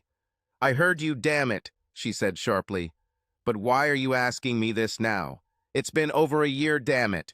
It's been almost 18 months. If you really cared why didn't you ask then? I was so furious at what you did that I didn't care why you did it, I answered honestly. But now that time has passed, I want to know. Why did you destroy our marriage and family? You're going to put all the blame on me, right? Well, you're the one who decided to have sex with other people, I said, in a reasonable tone. I never cheated on you. I didn't even think about it. What I had was too precious for me, and I always thought I could trust the love of my life. If you don't want to tell me, just tell me, and I'll leave. I really didn't think you'd tell me anyway. Brittany's blue eyes bored into me, her anger obvious. I just couldn't understand this anger. Her circumstances were the result of her own actions. All she had to do was be a faithful wife, and none of this would have happened. How difficult was it? But damn, even if she couldn't do it, she could at least have divorced me before she started cheating. If she had done it this way, I wouldn't have lost all respect for her. But she couldn't even do that for the man she promised to love and protect until death do us part. I watched her face for several minutes, noting the variety of emotions playing on it, like on a movie screen. Finally, she seemed to have resolved some internal struggle. Her eyes dropped to the porch for a few moments as she collected her thoughts. Finally, she raised her face and looked into my eyes. She faltered. For a long time I had desires to be with another woman. Her voice was very, very quiet. I had to strain to hear her. Why didn't you do this in college before we met? I asked. I tried a couple of times, but I always gave up, she said. I was afraid that my parents would somehow find out, and I was also afraid that my friends would think that I was somehow different, just because I wanted to experiment. After a few moments to collect her thoughts, she continued. Jamie used to talk to me when she came to the gym. One day, she admitted to me that she too had these desires. I told her that she was lucky. Bisexuality is much less stigmatized in women these days. She could experiment without fear. At first, I didn't realize that the woman she wanted to experiment with was me. She looked into my eyes and gave me a mirthless smile. One night, when I was working closing, she was able to catch me alone in the women's locker room. It was amazing how she made me feel. I knew after the first time that I could never leave her. "So you've decided that you're gay?" I asked, hardly believing it. I was so sure that this was not the answer, but Brittany shook her head. "No, I don't like women," she said, "but I'm definitely bisexual." She paused again, apparently trying to find words to explain herself. But it was more than that. "I knew how you felt about monogamy, and I knew that even if I could leave Jamie, it wouldn't matter to you. This one time wouldn't be acceptable to you." "Well, I admit you were right about that," I said. "I made that clear at the very beginning." "Yes, you did it," she agreed. "So it was so easy to throw away everything we've built over the last 11 years for a quick adventure with another woman," I said nonchalantly. In fact, I felt worse than before. I don't know what I expected to hear, but it certainly wasn't this. "I didn't say it was easy, Donnie," she said, and for the first time in a long time, I saw something other than hatred in her expression. "Damn it, Brittany, this couldn't have been too hard for you. After all this time, I still can't believe what you did," I said. Despite my reassurances to the children, I felt my temper flare. After a second or two, I had him reined in again, but it wasn't easy. "What about Benny the bastard?" I asked. "Where does this stupid freak fit in? He's definitely not the other woman." "No, he's not," Brittany said with a sigh. "He came to the gym and signed up for a spinning class that I was teaching. We started talking, and eventually he became one of my personal gym clients. He started reminiscing about the time we spent together in college. After a while, he started insisting on a little fun on the side, but I always rejected him." She paused in her memories and turned away from me for a while. I didn't pressure her. What she said was disgusting and painful, but it rang true. If Angela was right, then I needed to hear it. All this. Finally, she turned to me again. "Besides my fantasies about being with another woman, I also had fantasies about sex with multiple partners. After that night when Jamie and I made love to each other, the barriers to fulfilling my fantasies were broken down. I know that I'm already doomed if you ever find out what I did. I also knew you'd never agree to a threesome, but Ben was excited about the idea. But he wanted some time alone with me first. So I did. Slept with him for a couple of weeks. Finally got my threesome. It was great until you ruined it." This time her voice was indifferent, not accusing. In a twisted, sick way, I could understand why she might feel the way she did. She was right. Her sex with Jamie Keller was more than enough reason for divorce. With that in mind, why not fulfill your other fantasies? Since she's in such a mess, it's better to go all out, right? I shook my head. "I almost regret asking," I said. "Angela thought that finding out why you cheated on me would make me feel better. But instead, I felt even worse. I wasn't enough for you, and you didn't even respect me enough to say it to my face. You just decided to get it, whatever she wanted, without giving a damn about me." Brittany shrugged her small shoulders. "It didn't seem that way to me, Dawn," she said. "Or at least I didn't think about things in those terms. I don't know if this will help you or not, but the truth is that I just didn't think about you at all until everything happened. Only then did I think about the consequences. I really didn't mean to hurt you or ruin our marriage. My mom says I'm a terribly weak person, and she's probably right." I wanted to say something angry, but I stopped myself. It didn't make sense. I've already said everything. In a strange way, I began to realize that Angela was right. Now that the initial pain had subsided, I actually felt a little better. I learned that it was not I who pushed her away from me, but her own desires that led her to betrayal. Her mother was right. She was terribly weak, throwing away 11 years of marriage, a nice home and family for a stupid romance was the stupidest thing I've ever heard. But it's not my fault. "Have you ever loved me, Brittany?" I asked quietly. Of course I did, she answered. Part of me still does, I guess. I mean, aside from the impact it had on our kids, I'm sorry I hurt you too. That must mean there's still love.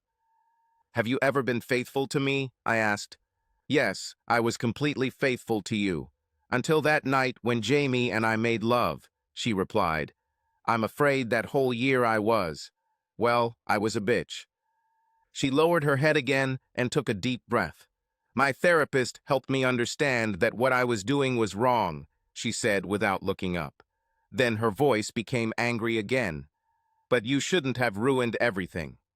She pointed an accusing finger at me. You seriously damaged my relationship with my parents. You ruined my reputation so much that I can't find a job in my field.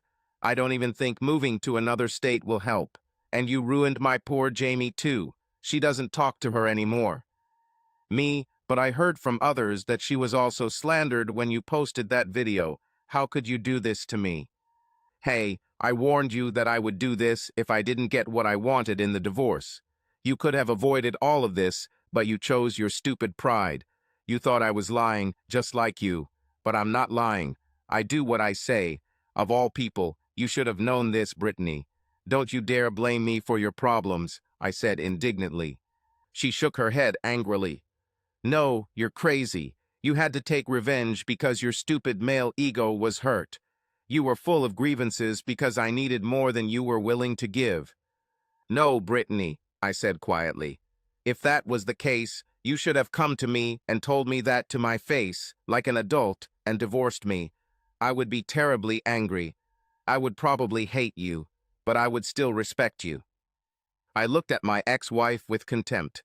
But instead, you decided to let things slide and be a useless bitch. You're not even worth as much as a regular street girl. At least they're honest about what they are. It scares me to think that a person like you will have an impact on our two young, impressionable children. But the courts have made their decision, and I can't stop it. I can only pray that your mental disorder ends with you. I looked at her with contempt. Tears streamed down her cheeks as she looked at me. Damn it, I knew this was a bad idea. There is too much anger and hatred between us for us to have a calm conversation. It's not that I said anything I didn't believe, but I really wasn't going to get into that today. Oh well, at least I got the answers I was looking for. I decided to walk away and let Brittany drown in her misery. I turned to leave, but to my surprise, Brittany stopped me. Dawn, wait, I have questions too, she said. Which? I asked, incredulously. Why were you so ready to give up on me? Why didn't you fight for me? This is a ridiculous question, I answered sharply. You don't remember any of the conversations we had while we were dating. Talk about cheating and how it destroys families. I told you then that cheating is the one thing I can't forgive. I will never tolerate it. You knew this before we got engaged, let alone married. From the moment you slept with someone else, there was nothing left to fight for. She trembled slightly, and a soft sob escaped her lips. But she steadfastly wiped her eyes and gathered the strength to ask her next question. How do you know? She asked. We were so careful, and you never change your habits. I let out an emotionless chuckle. Believe it or not, it was purely an accident, I said. I continued to tell her the whole story of that terrible morning. While I was talking, her eyes gradually widened more and more. When I finally finished, she sat down on one of the cheap metal chairs she kept on her porch. This story is so incredible that it almost has to be true, she said. Google Earth, of all things. I looked like a god, I said bitterly, but with some dark humor. Honestly, if this happened to anyone else, it would be funny. Life is like this sometimes. Is there anything else you wanted to ask? I finally asked. No, she said, very quietly. She looked at me for a long moment. When she spoke again, she really surprised me because she said things that I never expected to hear from her. Dawn, I'm so sorry. Really, truly sorry for my selfishness, she said. I know I have no right to be angry at you. My therapist says I'm actually angry at myself. It just shows up as anger at you. Anyway, I told the kids that our divorce was my fault. Not yours. Of course, I didn't tell them the details, but I told them this. Thanks for saying that, Brittany, I said. It eases my mind a little bit, at least for the kids' sake. And then I turned and left. This was the last time in a long time that we spoke to each other face to face. Another year has passed, and my personal life has remained about the same. I still dated a willing woman from time to time, but no relationship was in the offing. Rarely, if ever, was anything expected. I had almost resigned myself to a life of sex without love.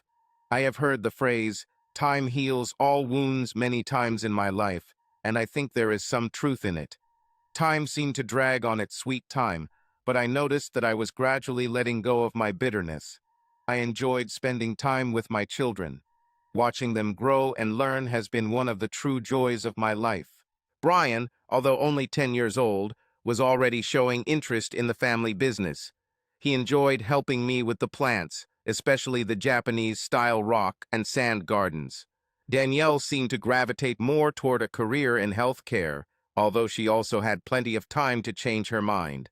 She was only 12. Speaking of her tender age, it seems that she has begun to understand that boys are not necessarily the rude and disgusting creatures that she previously believed them to be. Some of them were exciting. I knew this stage of her growth would come soon, but I didn't expect it to come now. It was my increased protectiveness toward Danielle that led me to volunteer to chaperone the children's sock activities at school that fall. Well, to be fair, Angela and her new husband, Mike, also worked hard to get me to agree to help too. If you have kids this age, you probably know how to get parents involved in this sort of thing. So I watched a bunch of kids get high on sugar and jump around the school gym. The music was incredibly loud and, well, I'll spare you my opinion on the quality of the music. I guess even though I'm only 37, I'm officially old-fashioned. I don't even know the name of the other guy who sings in Van Halen. Oh, come on, that was funny. In fact, I was focused on the children to the almost exclusion of everything else. That's probably why Angela scared me so much. "Hey," she said. "What?" I said a little sharply. I hate to admit it when someone scares me. "Why don't you talk to her?" she answered. "Angie, what are you talking about?" "That teacher over there, cute brunette in a cream and charcoal sweater," said Angela. "She never took her eyes off you the entire evening. It'll all be over in 30 minutes, so get out while you have the chance." I looked at her, puzzled. "Look at me, young woman. Something must be wrong with Angie." I quietly looked around the gym and noticed the woman she was talking about. She really was a brunette, and in my opinion, she was more than just pretty. She was about 5'6" and well-tanned like me. She was curvy. The sweater could not hide her breasts. Her beautiful bust tapered at her waist and expanded again at her curvaceous hips and ass. The knee-length skirt showed off her shapely calves, as well as just a hint of her hips whenever she took a step. I wondered if she was wearing pantyhose or stockings. Yes, she was very attractive. There was no denying that. She didn't look at me, although I wouldn't mind if she did. After a moment, I turned and looked at Angie. "Are you sure she was looking at me?" I asked, my disbelief evident in my tone. "I'm sure," Angela said, smiling widely. "Believe me, Buster, a woman always notices such things. Go ahead, take a chance, Dawn. At least you'll probably have some fun for the night. But who knows, maybe there is something more." I shrugged. Why the hell not? I had nothing in common with anyone, and she was truly a sweetheart. Physically, she was almost the exact opposite of Brittany. After just a moment, I decided to go for it. As if to spur me on, Angela slapped me on the shoulder so that no one else could see it. I'm coming," I told her very quietly. I smoothly made my way through the crowd of jumping children to the place where the pretty woman stood. As I got closer, I could tell that while she was by no means old, she was older than I had first thought. Now I guessed that she was about the same age as me. She certainly couldn't be older than me. When she turned to me, I also saw that her eyes were a strikingly bright shade of green. I'd never seen eyes that shade green before and wondered if they were her natural color or if she was wearing some kind of contact lens. "Hey," I said, closing the last few feet of distance between us. "I'm Don Summers." I'm Danielle and Brian's father." She smiled at me and extended her hand. "Hi, Dawn, I'm Don Rogers," she said as we shook hands. Dawn and Dawn, I thought with a mental laugh. This will turn some heads at parties. "I'm Greg's mom, and I also teach 6th grade here," she continued. "Nice to meet you, Dawn," I said, smiling. "Also," she said, "I hope you don't take this the wrong way, but it's quite unusual to see a single man as an escort on one of these." "I'm sure," I said, shrugging. "My kids are worth it, though. Besides, I don't have anything else going on." I stopped, curious. "How did you know I was single?" I asked. "Well, for example, your ring finger is empty, and that woman you were hanging out with all night is here with her husband." She shrugged and continued, "I'm a decent observer when it comes to people, and you seem unattached to me." "You are very good," I said. "Yes, I am actually unattached at the moment." She smiled at me, and only then did I realize that I was still holding her hand. "Oh, sorry," I mumbled awkwardly, letting go of her. "No need," she said, laughing once again with her delicious laugh. "If I were against it, I would have let you know." Her smile, as I noted earlier, was very pleasant. It lit up her face like a beacon and completely captivated me. Her eyes, be it the striking green color or some other aspect of her, were mesmerizing. They pulled me in. Not only could I not look away, I had no desire to look away. After a few minutes, I finally managed to speak again. "Honestly, I haven't felt such a strong interest in a woman since Mandy." We showed each other our children and talked a little about each of them. I told her that Danielle had already talked about becoming a nurse and that Brian was having so much fun helping me with my work. Dawn told me about Greg's love for all things electronic and also about some of the little troubles that love got him into. Apparently, he thought he was some kind of hacker. I was so busy talking to Dawn that Angela attacked me a second time. "Damn it. Time to gather the kids, Dawn," she said, smirking at my confusion. "The DJ is already packing his things." Together with other adults, we began to prepare the children for departure. After making sure the right child was with the right parent, we cleaned up and left. All of our children were starting to recover from their diabetes attack, and it seemed like I could actually have some peace and quiet once I got home. As we were leaving, Dawn sidled up to me. I was a little surprised when she took my arm as we walked from the school gym to the parking lot. "Call me some evening when you have time," she said, slipping a folded piece of paper into my shirt pocket. "I'd like to have dinner with you sometime." And then she and her son walked to their car, and she disappeared. This night was a new beginning for me. As you can imagine, I didn't have to wait long to call Dawn. I did not have the opportunity. She was absolutely adorable, and I couldn't get her out of my head. Our first dinner date didn't end in the bedroom, but did include some very nice kissing. She seemed to be as into me as I was into her, but that obviously didn't mean she was ready to just throw caution to the wind. I shouldn't have been any more ready for this than she was, but if given the opportunity, I would have taken her to bed in a heartbeat. However, I am not the person to insist on this, so we went at her pace. Dawn was a fascinating woman in many ways. She was very smart, but also very practical. Like me, she didn't have a lot of money, so she came up with a lot of simple hacks to save money. She freely shared them with me, thereby helping me free up the always necessary funds for other things. In turn, I learned that she was a frustrated gardener. She loved growing plants, especially flowering trees and vines. Unfortunately, she was cursed with a brown thumb. Luckily, I knew plenty of ways to bring diseased plants back to beautiful life, and was absolutely thrilled to share them.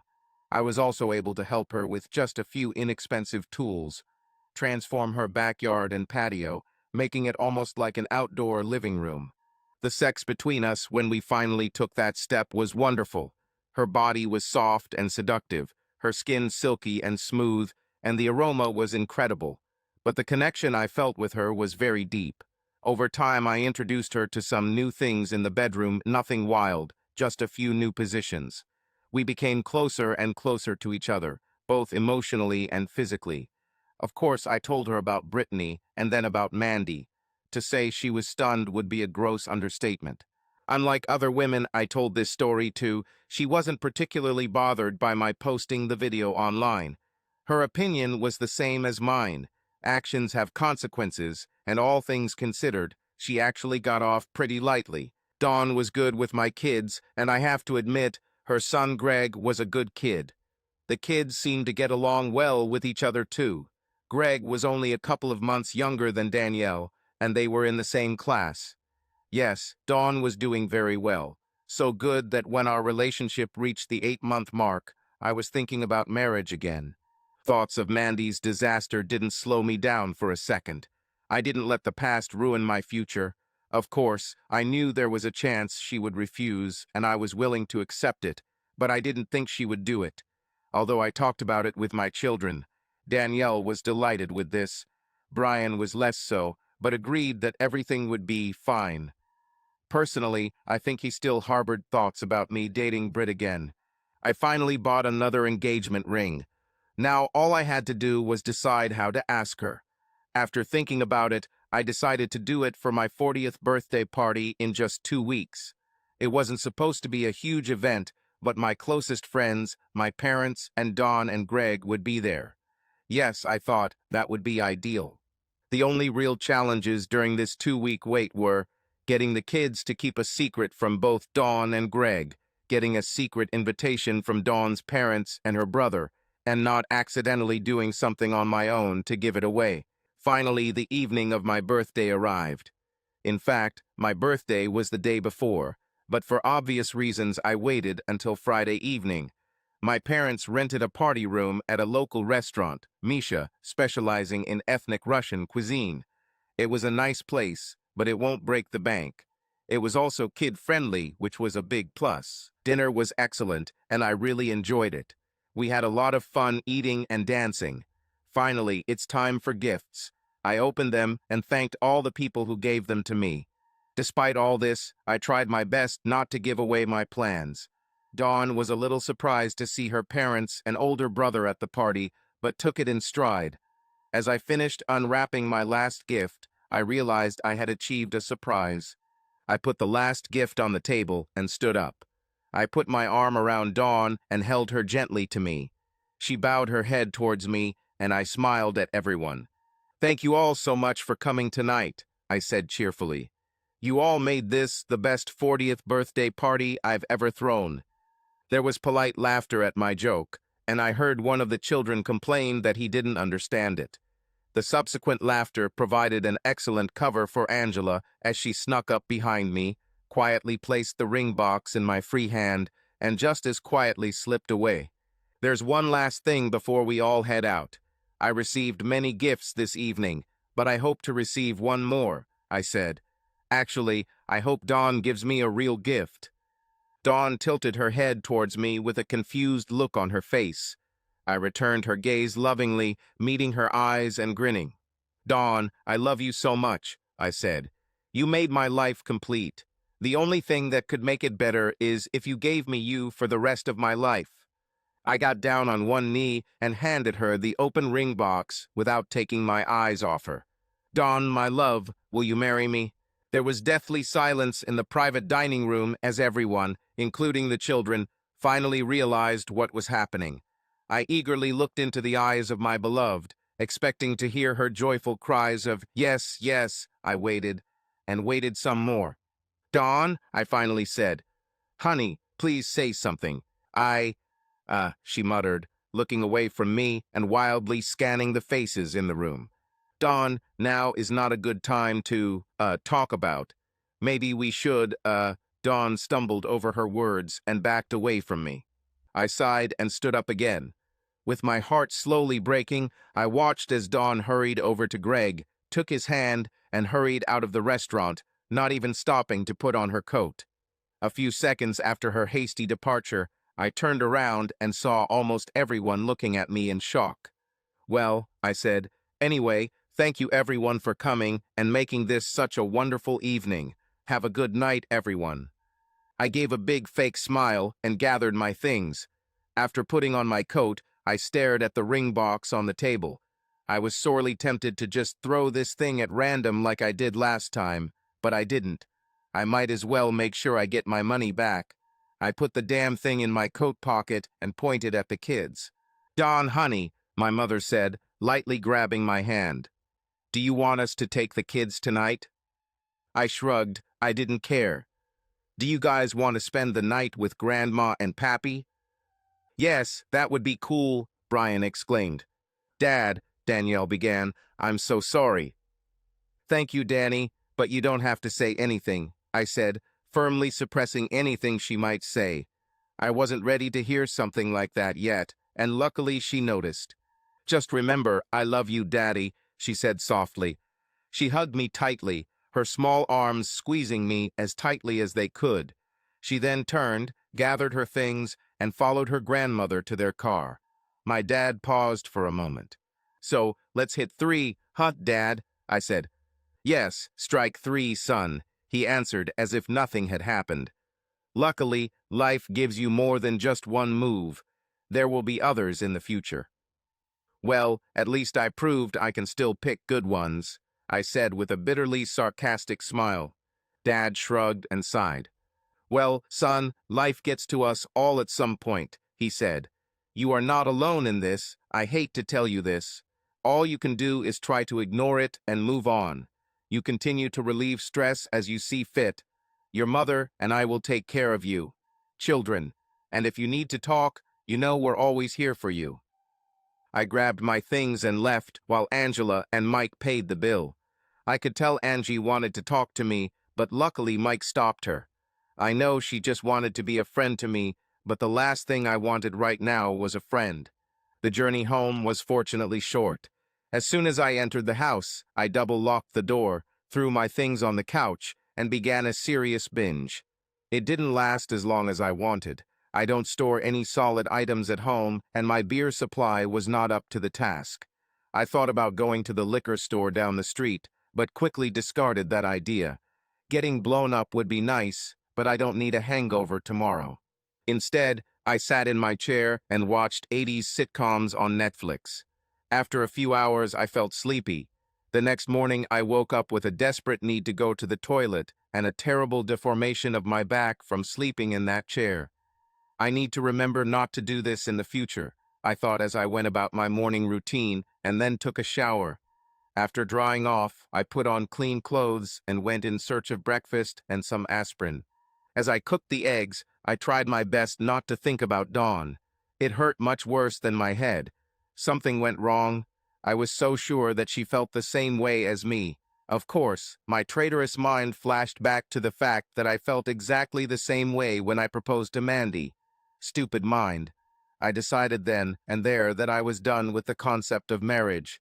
From that moment on, fuck buddies became the way to the future. I finished breakfast and cleaned up. I then spent some time in the basement using the weight bench. Pure physical exertion was exactly what I needed to release my stress and anger. After that, another shower was scheduled, and I took care of it. Then, while drying myself, I remembered that I still hadn't turned on my mobile phone after last night. I turned the thing on, and sure enough, my voicemail box was full. There were also a bunch of texts. I looked through the messages first and found that they were all from friends, all expressing some version of sympathy and offering to talk. The voicemails were almost the same, except for one, from Dawn. It only lasted a couple of seconds and simply said, "I'm sorry, my love. Please believe that I have my reasons. I hope you will someday understand and forgive me. Goodbye." I didn't answer any messages or calls. I spent the rest of the day watching TV until my parents brought the kids home in the evening. It's been 10 years since my divorce from Brittany. Danielle is in college studying nursing. Brian just graduated from high school and will be going to college in the fall. He plans to become a business major. Will he want to join the family business? Time will show. I'm 45 years old and still single. I have occasional encounters for pleasure in the bedroom, but there is no one I would call special. A year ago, Mandy reappeared in my life, well, sort of. She just wanted to have a good time, and this time she made it clear right away. We had fun together on a regular basis for about 2 months, and then she left without any hard feelings. She asked me why I never got married, and I answered the truth. It was no longer worth the risk. I would like to have a wife. I would like to wake up next to the same face every morning and know that she is mine, to know that she will be with me for the rest of my life. But some stories don't have happy endings, and for now it looks like mine will be one of them. Dawn's parents told me that she moved out about a year after I proposed to her. Before you ask, no, I didn't look for this information. They came to me, hoping that I could persuade her to come back. I thought it was crazy, considering that the thought of being with me was probably what made her leave. I don't know this for sure. Dawn never bothered to explain her reasons, and I just don't care. To hell with her. Brittany, on the other hand, did get married. She and my son Brian spent several years trying to forge some sort of reconciliation between us, but it never happened. I don't believe people change. Brittany was a cheater, and no amount of regret, sadness, or therapy would change that. Eventually, they gave in, and she married the owner of the cafe where she worked. The children say they are happy. Good for them. I hope she signed the marriage contract for his sake. She's still a very, very attractive woman. My father died a few months ago, leaving me the business. Unfortunately, I don't think my mother will live long. She worries too much. The pain of losing her father is visible in her every look, in every word she utters, and in her every movement. The kind of loving, committed marriage they shared is something I have always wanted for myself, but perhaps such a thing no longer exists in our modern world. I don't know. I'm a gardener, and I'll leave philosophy to the experts. Before leaving for the second time, Mandy asked me an interesting question. "Do you have any regrets?" she said. "Yes, of course. I regret that I married a cheater. I regret wasting my time with Mandy and Dawn, thinking they could be potential life partners. I regret that I can't meet anyone with the same values and desires as me. But then I realized that Mandy really wanted to know. She really wanted to know if I regretted making Brittany a famous adult film buff. She wanted to know if I regretted divorcing her as quickly as possible and hating her for years afterwards. The truthful answer is no. I regret that publishing the video was necessary, but I don't regret doing it and never will. She deserved it. If I could go back, I would do everything the same. Maybe I saved a little trouble for her new husband. If this is so, then at least something good came out of it. As for me, I will continue to work. I will continue to love my children and watch them grow up. I'm looking forward to meeting my grandchildren. I will never completely stop looking for a wife. As I said before, you have to look to find. But now it's not my priority. I will enjoy whatever happiness I can find, when and where I find it. It's not the life I would choose, but it's not bad. And yes, in my free moments at work, I still sometimes enjoy the bird's eye view.